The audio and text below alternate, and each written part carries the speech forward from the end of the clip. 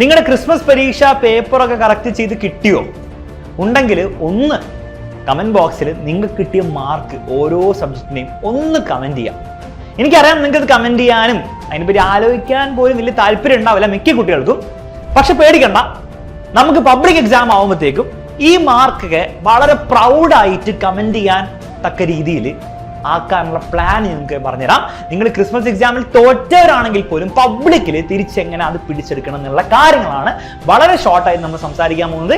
ഈ വീഡിയോ നിങ്ങൾക്ക് യൂസ്ഫുൾ ആയെങ്കിൽ തീർച്ചയായും നിങ്ങളുടെ എല്ലാ ഫ്രണ്ട്സിനും നിങ്ങൾ ഷെയർ ചെയ്തിരിക്കണം. ആദ്യം നിങ്ങൾ മനസ്സിലാക്കേണ്ട 2-3 ഇമ്പോർട്ടൻറ്റ് ഫാക്ട്സ് ഉണ്ട്.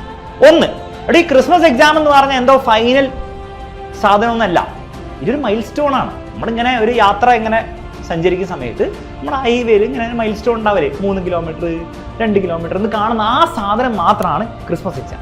നമ്മുടെ ഫൈനൽ ടെസ്റ്റ് വരുന്നത് പബ്ലിക് എക്സാമിനാണ്. അപ്പൊ ഈ ക്രിസ്മസ് എക്സാമാണ് എല്ലാം എന്നോർത്ത് നിങ്ങൾ എന്ത് ചെയ്യേണ്ട, ഓവർ ഡിപ്രഷൻ അടിക്കുകയോ സങ്കടപ്പെടേണ്ട ആവശ്യമില്ല. നമുക്ക് ഇനിയും സമയമുണ്ട്. കൃത്യം പറഞ്ഞാൽ നമ്മൾ 2 മാസം സമയമുണ്ട് നമുക്ക് കാര്യങ്ങളൊക്കെ ചേഞ്ച് ചെയ്യാൻ വേണ്ടി. രണ്ടാമത് നിങ്ങൾ മനസ്സിലാക്കേണ്ട മറ്റൊരു സത്യം എന്താണെന്ന് വെച്ച് കഴിഞ്ഞാൽ, പൊതുവേ ടീച്ചേഴ്സ് ക്രിസ്മസ് എക്സാമിന്റെ പേപ്പർ കറക്റ്റ് ചെയ്യുമ്പോൾ കുറച്ചധികം സ്ട്രിക്റ്റ് ആയിരിക്കും.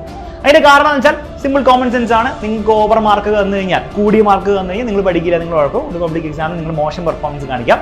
ക്രിസ്മസ് എക്സാമിൽ കുറച്ച് മാർക്ക് കുറഞ്ഞു കഴിഞ്ഞാൽ നിങ്ങൾ ഓട്ടോമാറ്റിക്കലി കുറച്ച് പേടിച്ചിട്ടാണെങ്കിലും പഠിക്കുന്നതാണ് അവരുടെ ഒരു പക്ഷം. അതുകൊണ്ട് അവരെന്ത് കുറച്ച് സ്ട്രിക്റ്റ് ആയിരിക്കും. അപ്പൊ നിങ്ങൾക്ക് മേ ബി ഒരു 80-30 മാർക്ക് ക്രിസ്മസ് എക്സാമിൽ കറക്ഷൻ കിട്ടിയെങ്കിൽ അതേ പേപ്പർ തന്നെ നിങ്ങൾ അതേപോലെ എഴുതിയാൽ പബ്ലിക് എക്സാമിന് പൊതുവെ 45 മാർക്ക് കിട്ടാൻ ചാൻസ് ഉണ്ട്. അത്രയും ഡിഫറൻസ് എന്നാണ് വരും. അപ്പൊ ആ ഒരു സത്യം കൂടെ നമ്മൾ മനസ്സിലാക്കണം. പക്ഷെ പ്രശ്നം എന്ന് വെച്ചാൽ ഇതും പറഞ്ഞുകൊണ്ട് നമുക്ക് എന്ത് ചെയ്യാൻ പറ്റില്ല, സമാധാനിച്ചിരുന്ന് ഇനി അങ്ങോട്ടും ക്രിസ്മസ് എക്സാമിന് നമ്മൾ ചെയ്ത കാര്യങ്ങൾ തന്നെ വീണ്ടും ചെയ്ത് മണ്ടത്തരം പബ്ലിക് എക്സാമിന് ഉണ്ടാകാൻ പറ്റില്ല. നമുക്ക് കുറച്ച് കാര്യങ്ങൾ ചേഞ്ച് ചെയ്യണം. അതെങ്ങനെയാണ് ചേഞ്ച് ചെയ്യേണ്ടത് എന്നുള്ള കാര്യം ഞാൻ പറഞ്ഞുതരാം. ആദ്യം നിങ്ങൾ ചെയ്യേണ്ട കാര്യം, നിങ്ങൾക്ക് പേപ്പർ കിട്ടിക്കഴിഞ്ഞാൽ നിങ്ങൾ ആ പേപ്പറിനെ നിങ്ങൾ സ്വയം നിങ്ങളുടെ കഴിവിനെയോ നിങ്ങളുടെ പഠനത്തിനോ ജഡ്ജ് ചെയ്യാൻ വേണ്ടിയിട്ട് ഞാൻ ഇത് പൊട്ടയാണ് ആ രീതിയിൽ ചിന്തിക്കാൻ വേണ്ടിയിട്ടല്ല ഉപയോഗിക്കേണ്ടത്. നിങ്ങളൊരു പീസ് ഓഫ് ഡേറ്റ ആയിട്ട് ഉപയോഗിക്കാം. നിങ്ങൾക്കൊരു ഇൻഫർമേഷൻ കിട്ടിയിരിക്കുകയാണ്. നിങ്ങൾക്ക് എന്താ ഇൻഫർമേഷൻ കിട്ടിയത്? ഫിസിക്സ് എടുക്കുകയാണെങ്കിൽ അല്ലെങ്കിൽ മാത്സ് എടുക്കുകയാണെങ്കിൽ ഏതൊക്കെ ഭാഗങ്ങളിലാണ് നിങ്ങൾക്ക് നിങ്ങളുടെ സ്ട്രോങ് ഏരിയാസ് അതുണ്ടെങ്കിൽ, ഏതൊക്കെ ഭാഗങ്ങളാണ് നിങ്ങൾ വളരെ വീക്ക് ആയിട്ടുള്ള, ഏതൊക്കെ ചാപ്റ്റേഴ്സിലാണെങ്കിൽ ഏതൊക്കെ തരം ചോദ്യങ്ങളാണ്, അത് കൃത്യമായിട്ട് സ്റ്റഡി ചെയ്യാനുള്ള ഡേറ്റയാണ് നിങ്ങളുടെ കറക്റ്റ് ചെയ്ത് വന്ന ആൻസർ ഷീറ്റ്. തെറ്റ് കിട്ടിയ ഉത്തരങ്ങൾക്കൊക്കെ നിങ്ങൾ വീക്കാണ്, നിങ്ങളത് ശരിയാക്കി എടുക്കേണ്ട പോർഷൻസ് ആണ്. കറക്റ്റ് കിട്ടിയ സാധനങ്ങളൊക്കെ നിങ്ങൾ സ്ട്രോങ് ആയിട്ടുള്ള പോർഷൻസ് ആണ്. അതിനുവേണ്ടി നമ്മൾ ഓവർ സമയം വേസ്റ്റ് ചെയ്യേണ്ട ആവശ്യമില്ല. അപ്പൊ ആ ഒരു കാര്യം നമ്മൾ ആദ്യം സ്റ്റഡി ചെയ്യേണ്ടതാണ് വേണ്ടത്. നിങ്ങൾ അത് സ്റ്റഡി ചെയ്യുമ്പോൾ നിങ്ങൾ 3 തരം മിസ്റ്റേക്സ് ഉണ്ടാക്കി നിങ്ങൾക്ക് കാണാൻ പറ്റും. ഫസ്റ്റത്തെ നോളേജ് ഗ്യാപ്പാണ്. അതായത് നിങ്ങൾക്ക് ഒരു ചോദ്യം വന്നു, നിങ്ങൾ അതിന്റെ ഉത്തരം എഴുതിയില്ല. കാരണം എന്തായിരുന്നു? നിങ്ങൾക്ക് അതിനുള്ള നോളേജ്, അതിന്റെ അറിവ് നിങ്ങൾക്ക് ഇല്ലായിരുന്നു. അപ്പൊ അങ്ങനത്തെ കാര്യങ്ങൾ, അങ്ങനത്തെ ടോപ്പിക്സ്, അങ്ങനത്തെ ചാപ്റ്റേഴ്സ്, അങ്ങനത്തെ ചോദ്യങ്ങൾ നിങ്ങൾ എന്ത് ചെയ്യണം? നിങ്ങൾ പഠിച്ചെടുക്കണം. അതാണ് ഫസ്റ്റ് ടൈപ്പ് മിസ്റ്റേക്ക്. രണ്ടാമത്തെ തരം മിസ്റ്റേക്ക് ആണ് മെമ്മറി ഗ്യാപ്പ്. നിങ്ങൾക്ക് പഠിച്ചൊക്കെ പോയതാണ് പരീക്ഷയിൽ, പക്ഷെ എങ്കിലും പരീക്ഷ പേപ്പറിൽ നിങ്ങൾക്ക് അത് പ്രോപ്പറായിട്ട് എഴുതാൻ പറ്റില്ല. ഇതിനെയാണ് മെമ്മറി ഗ്യാപ്പ് എന്ന് വിളിക്കുക. അപ്പൊ ഇങ്ങനെ മെമ്മറി ഗ്യാപ്പ് വരുന്ന ചോദ്യങ്ങളൊക്കെ നമ്മൾ എന്താ ചെയ്യേണ്ടത്? നമ്മൾ പഠിക്കാത്തല്ല പ്രശ്നം വരുന്നത് നമ്മൾ പ്രോപ്പർ ആയിട്ടുള്ള രീതിയിൽ റിവൈസ് ചെയ്തിട്ടുണ്ടാവില്ല.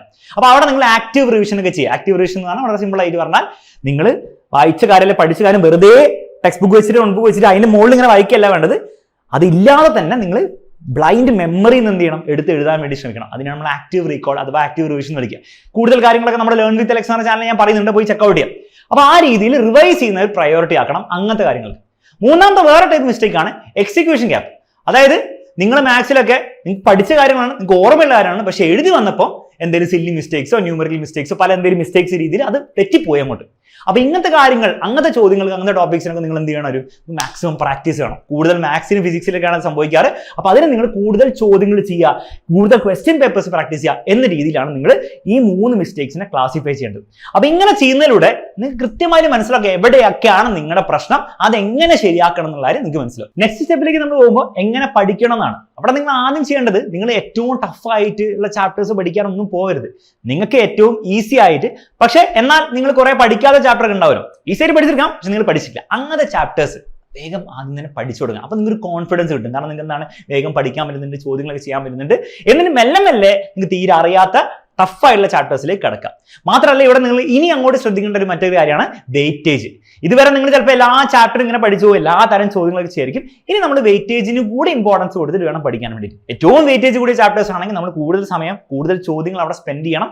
അതേസമയം വളരെ വെയിറ്റേജ് കുറവുള്ള ചാപ്റ്റർ ആണ് പഠിക്കേണ്ട എന്നല്ല, നമ്മൾ അത്രയും സമയം അവിടെ സ്പെൻഡ് ചെയ്താൽ മതി. അപ്പോൾ ആ ഒരു രീതിയിൽ വേണം നമ്മൾ പഠിച്ചെടുക്കാൻ വേണ്ടിയിട്ട്. പ്രീവിയസ് ഇയർ ക്വസ്റ്റ്യൻ പേപ്പേഴ്സ് ഒക്കെ അവൈലബിൾ ആയുള്ള ക്ലാസ്സുകളാണെങ്കിൽ നിങ്ങൾ തീർച്ചയായും ഈ വെയിറ്റേജ് കഴിഞ്ഞ വർഷത്തെ പേപ്പറൊക്കെ നമ്മുടെ examiner.com വെബ്സൈറ്റിൽ കിട്ടുന്നതായിരിക്കും. അത് ഉപയോഗിച്ചിട്ട് നിങ്ങൾ കണ്ടുപിടിക്കുക.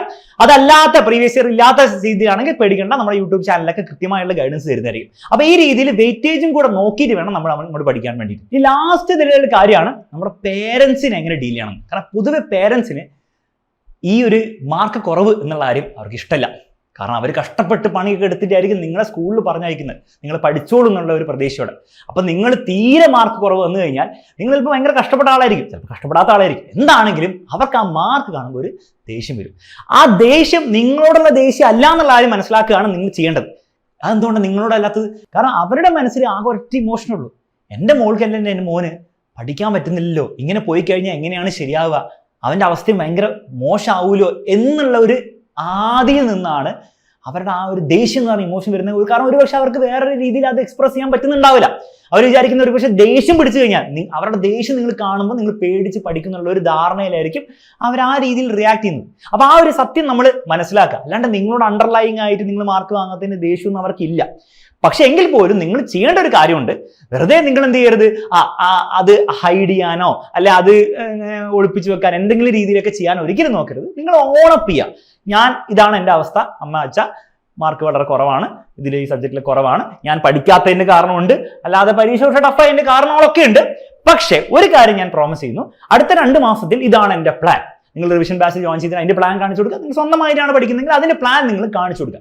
ഈ പ്ലാൻ ഞാൻ കൃത്യമായിട്ട് ഫോളോ ചെയ്തിരിക്കും എന്നുള്ള പ്രോമിസ് നിങ്ങൾ അവർക്ക് കൊടുക്കുന്നതോടെ അവരുടെ ദേഷ്യം ഒരു സപ്പോർട്ട് എന്ന രീതിയിലേക്ക് തീർച്ചയായിട്ടും മാറുന്ന നിങ്ങൾക്ക് കാണാൻ പറ്റും. അത് എത്രത്തോളം ദേഷ്യമുള്ള പേരൻസ് ആണെങ്കിൽ പോലും നിങ്ങൾ ഈ ഒരു കൃത്യമായിട്ടുള്ള പ്ലാൻ അവർക്ക് പറഞ്ഞു കൊടുത്തിട്ട് നിങ്ങൾ ഓണസ്റ്റ്ലി ചെയ്യാൻ റെഡി ആണെങ്കിൽ അവർ നിങ്ങളെ സപ്പോർട്ട് ചെയ്തിരിക്കും. ആ സപ്പോർട്ട് നമുക്ക് ശരിക്കും ഒരു ഹെൽപ്ഫുൾ ആയിരിക്കും ഇനി അങ്ങോട്ടുള്ള 2 മാസം. അപ്പോൾ ആ രീതിയിൽ നിങ്ങൾ എന്ത് ചെയ്യണം, പേരൻസിനടുത്ത് അവതരിപ്പിക്കാൻ വേണ്ടി ശ്രമിക്കാം. അതേസമയം നിങ്ങളുടെ ഫ്രണ്ട്സ് ആയിട്ടുള്ള കാര്യത്തിലാണെങ്കിലും നിങ്ങൾ ഭയങ്കര ടോപ്പേഴ്സ്, ഭയങ്കര മാർക്ക് കിട്ടിയവരുടെ അടുത്ത് പോയിട്ട് നിങ്ങൾ കുറേ മാർക്സിനെ പറ്റി ഡിസ്കസ് ചെയ്യരുത്. കാരണം അവർ ചിലപ്പോൾ ചിന്തിക്കുന്ന എന്താണ്, അവർക്ക് പോയി 1-2 മാർക്കിനെ പറ്റിയൊക്കെ സംസാരിക്കും. നമുക്കത് ഭയങ്കര മോട്ടിവേഷൻ താഴേക്ക് പോകാനുള്ള ഒരു രീതിയിലായിരിക്കും. മാത്രമല്ല പഠിക്കാത്തവരടുത്തും നിങ്ങൾ ഭയങ്കര കംപ്ലൈന്റ് പറയുന്ന ആൾക്കാരുണ്ടാവില്ല, പരീക്ഷ മൊത്തം സ്കാമാണ്, ഇത് സ്കാമാണ്, അത് സ്കാം. ആ ഒരു കംപ്ലൈന്റ് ടീംസിനടുത്ത് നിങ്ങൾ കമ്പനി കൂടരുതെന്നല്ല, പഠിക്കുന്ന കാര്യത്തിൽ നിങ്ങൾ കമ്പനി കൂടാൻ പോകരുത്. കാരണം അതും വീണ്ടും നിങ്ങളുടെ താഴേക്ക് വലിക്കാൻ വേണ്ടിയുള്ള സ്കീമാണ്. നിങ്ങൾ കമ്പനി കൂടുന്നുണ്ടെങ്കിൽ, അറ്റ്ലീസ്റ്റ് പഠിക്കുന്ന കാര്യത്തിൽ കമ്പനി കൂടുന്നുണ്ടെങ്കിൽ നിങ്ങൾ തീർച്ചയായിട്ടും ഇംപ്രൂവ് ചെയ്യണം എന്നുള്ളൊരു മെന്റാലിറ്റിയോടുകൂടെ, അങ്ങനെ ഒരു മെന്റാലിറ്റി ഉള്ള ഫ്രണ്ട്സിനെ നിങ്ങൾക്ക് ഉണ്ടാക്കിയെടുക്കാൻ പറ്റുമെങ്കിൽ അവരുടെ ഒപ്പം കമ്പൈൻ സ്റ്റഡിയും അങ്ങനത്തെ കാര്യങ്ങളൊക്കെ ചെയ്യുന്നത് നല്ലൊരു ഐഡിയ ആയിരിക്കും. പക്ഷെ ഞാൻ ഈ പറഞ്ഞ കാര്യങ്ങൾ സാറ്റിസ്ഫൈ ആവുന്നുണ്ടെങ്കിൽ മാത്രം ആ പണിക്ക് പോയാൽ മതി, അല്ലെങ്കിൽ സ്വന്തം ഇരുന്ന് പഠിക്കുന്നതാണ് എപ്പോഴും നിങ്ങൾക്ക് നല്ലത്. അപ്പൊ ഈ രീതിയിൽ വെയിറ്റേജും കൂടെ ശ്രദ്ധിച്ചിട്ട് വേണം ഇനി അങ്ങോട്ട് നമ്മൾ ഓരോ ചാപ്റ്ററിനും സമയം സ്പെൻഡ് ചെയ്യാൻ വേണ്ടി. ഇതുപോലെ നിങ്ങൾ അടുത്ത 60 ദിവസം ഓൾമോസ്റ്റ് ബാക്കിയുണ്ട്. നിങ്ങൾ ഡെയിലി വെറും 2 മണിക്കൂർ സ്പെൻഡ് ചെയ്തുകൊണ്ടെങ്കിൽ പോലും, അങ്ങനെ ആയിരിക്കില്ല, കാരണം അവസാനമൊക്കെ നമ്മൾ കൂടുതൽ സമയം പഠിക്കും. എങ്കിലും നിങ്ങൾക്ക് 120 മണിക്കൂറുണ്ട്. 120 മണിക്കൂറിൽ നമുക്ക് എന്തായാലും സിലബസ് വൃത്തിക്ക് തീർക്കാനുള്ള സമയമുണ്ട്. കുറച്ചും കൂടി നമ്മൾ അടിപൊളിയായിട്ട് ഹാർഡ് വർക്ക് ചെയ്യാൻ റെഡി ആണെങ്കിൽ തീർച്ചയായിട്ടും മക്കളെ A+ കിട്ടാനുള്ള എല്ലാ കഴിവും നിങ്ങൾക്കുണ്ട്. അത് ആർക്കും ഉണ്ടെന്നാണ് സത്യം, അത് നിങ്ങൾക്കും ഉണ്ട്. അതുകൊണ്ട് വർക്ക് ചെയ്യാൻ റെഡി ആവാം ഞാൻ ഈ പറഞ്ഞ പോലെ. ഇനി ഈ ഒരു കാര്യത്തിന് നിങ്ങൾക്ക് പ്രോപ്പർ ആയിട്ടുള്ള സ്ട്രക്ചേർഡ് ആയിട്ടുള്ള രീതിയിൽ ക്ലാസ്സസ് വേണമെങ്കിൽ, കാരണം നിങ്ങൾ നിങ്ങളുടെ രീതിയിൽ പഠിക്കാൻ പോകുമ്പോൾ ഏറ്റവും വലിയ പ്രശ്നം ഏത് ക്ലാസ് കാണും, എവിടുന്ന് പഠിക്കും, ഏത് ഗൈഡ് ഉപയോഗിക്കും, ഏത് രീതിയിൽ ചോദ്യം ചെയ്യും, ഇതൊക്കെ തന്നെയാണോ പരീക്ഷയിൽ വരിക എന്നുള്ള ഒരു രീതിയിലുള്ള ഒരു ഗൈഡൻസ് ഇല്ലെങ്കിൽ നിങ്ങൾക്ക് പഠിക്കാൻ ഭയങ്കര കൺഫ്യൂസിങ് ആയിരിക്കും. മാത്രമല്ല കുറേ സമയം അങ്ങനെ പോകും. അപ്പോൾ പ്രോപ്പർ ആയിട്ടുള്ള ഗൈഡൻസ്, ഏറ്റവും കൃത്യമായുള്ള ക്ലാസ്സുകൾ, കൃത്യമായുള്ള ചോദ്യങ്ങൾ, അത് സ്ട്രക്ചേർഡ് ആയിട്ടുള്ള രീതിയിൽ സിലബസ് കറക്റ്റായിട്ട് തീർക്കുന്ന രീതിയിൽ ഫസ്റ്റ് മുതൽ നിങ്ങൾക്ക് പഠിച്ചെടുക്കണമെങ്കിൽ എക്സാമിനറിന്റെ റിവിഷൻ ബാച്ചിൽ ജോയിൻ ചെയ്യുന്ന കാര്യം നിങ്ങൾ കൺസിഡർ ചെയ്യുക.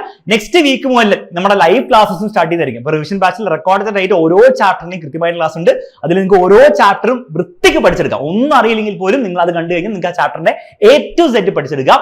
അതുകൂടാതെ ഓരോ ചാപ്റ്ററും നിങ്ങൾക്ക് ലൈവ് ആയിട്ടുള്ള ക്വസ്റ്റ്യൻ ഡിസ്കഷനും കാര്യങ്ങളും ഉണ്ട്. അതിൽ കൂടി വന്നു കഴിഞ്ഞാൽ നിങ്ങൾക്ക് എക്സ്ട്രാ ഒരു റിവിഷനും പ്ലസ് ക്വസ്റ്റ്യൻ പ്രാക്ടീസും കൂടി ആയിട്ടുണ്ട്. അപ്പൊ ആ കാര്യം കൂടെ നമ്മൾ നെക്സ്റ്റ് വീക്ക് സ്റ്റാർട്ട് ചെയ്യുന്നതോടെ നിങ്ങൾക്ക് വലിയൊരു അഡ്വാൻറ്റേജ് ആയിരിക്കും ഉണ്ടാവുക. അപ്പൊ തീർച്ചയായും നിങ്ങൾക്ക് പ്രോപ്പർഡ് ആയിട്ടുള്ള സ്ട്രക്ചേർഡ് ആയിട്ട് ഈ റിവിഷൻ കിട്ടണമെങ്കിൽ, അത് class plus question practice plus എല്ലാ കാര്യങ്ങളും നിങ്ങൾക്ക് കിട്ടണമെങ്കിൽ നമ്പറും ഡീറ്റെയിൽസും കൊടുത്തിട്ടുണ്ട്, ജോയിൻ ചെയ്യുന്നവരെ കൺസിഡർ ചെയ്യാം. അവസാനം എനിക്ക് പറയാനുള്ള അത്രേ ഉള്ളൂ, നിങ്ങൾ നിങ്ങളുടെ ലൈഫിനെ ഒരു സിനിമ പോലെ അങ്ങോട്ട് കരുതുക.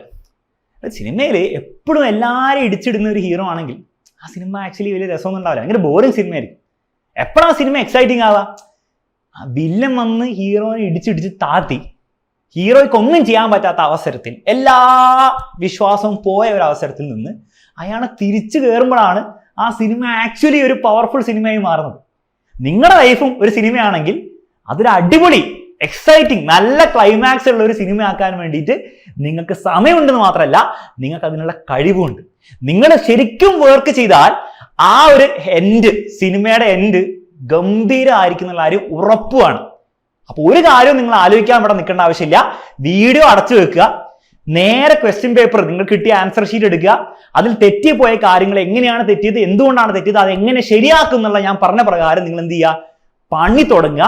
ആ പണി ഇനി 2 മാസം നിങ്ങൾ ചെയ്യാൻ റെഡി ആണെങ്കിൽ മക്കളെ ഞാൻ ഗ്യാരണ്ടി ചെയ്യുന്നു, നിങ്ങളുടെ സിനിമയായിരിക്കും ഈ വർഷം ഓസ്കാർ അടിക്കാൻ പോകുന്നത്. കൂടുതലൊന്നും പറയുന്നില്ല, മറ്റൊരു വീഡിയോയിൽ വീണ്ടും കാണാം. Bye bye and take care.